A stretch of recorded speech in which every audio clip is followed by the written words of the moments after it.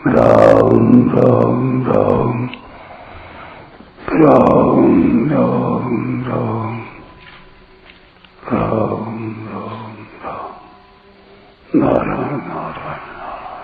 सत्कारमान पूजार्थं तपोदम्भेन चैव यत् क्रियते तदिह प्रोक्तम् राजसं चलमध्रुवम्। 18वां श्लोक। जो तप सत्कार मान और पूजा के लिए तथा दिखाने के भाव से किया जाता है वह इस लोक में अनिश्चित और नाशवान फल देने वाला तप राजस कहा गया है। व्याख्या।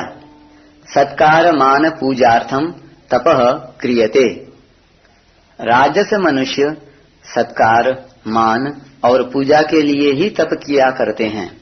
जैसे हम जहाँ कहीं जाएंगे वहाँ हमें तपस्वी समझकर लोग हमारी अगवानी के लिए सामने आएंगे, गांव भर में हमारी सवारी निकालेंगे, जगह जगह लोग हमें उत्थान देंगे, हमें बैठने के लिए आसन देंगे, हमारे नाम का जय घोष करेंगे, हमसे मीठा बोलेंगे, हमें अभिनंदन पत्र देंगे इत्यादि बाह्य क्रियाओं द्वारा हमारा सत्कार करेंगे। लोग हृदय से हमें श्रेष्ठ मानेंगे कि ये बड़े संयमी, सत्यवादी, अहिंसक, सज्जन हैं। वे सामान्य मनुष्यों की अपेक्षा हमारे में विशेष भाव रखेंगे इत्यादि हृदय के भावों से लोग हमारा मान करेंगे।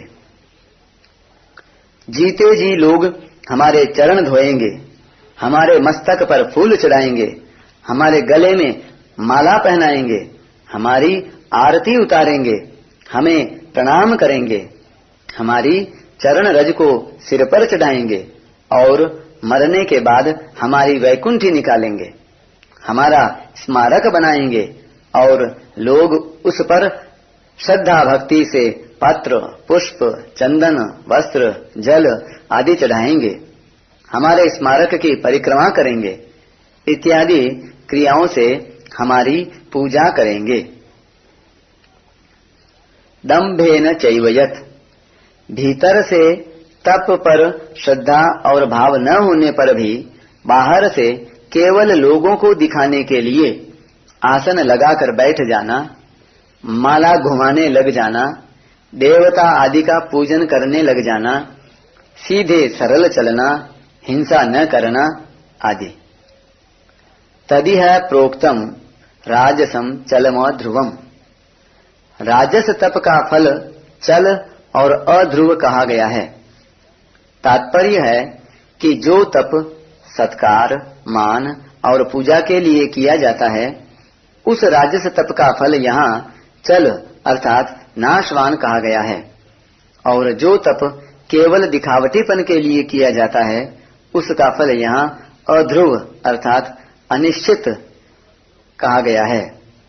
फल मिले या न मिले, दंभ सिद्ध हो या न हो, ऐसा अनिश्चित कहा गया है। यह प्रोक्तम पदों का तात्पर्य यह है कि इस राजस तप का इष्ट फल प्रायः यहाँ ही होता है, कारण कि सात्विक पुरुषों का तो ऊर्ध्वलोक है, तामस मनुष्यों का अधोलोक है और राजस मनुष्यों का मध्यलोक है। इसलिए राजस तप का फल न स्वर्ग होगा और न नरक होगा, किंतु यहाँ ही महिमा होकर प्रशंसा होकर खत्म हो जाएगा। राजस मनुष्य के द्वारा शारीरिक, वाचिक और मानसिक तप हो सकता है क्या?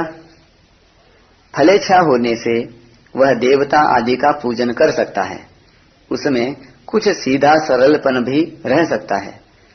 ब्रह्मचर्य रहना मुश्किल है, अहिंसा भी मुश्किल है, पुस्तक आदि पढ़ सकता है, उसका मन हरदम प्रसन्न नहीं रह सकता और सौम्य भाव भी हरदम नहीं रह सकता।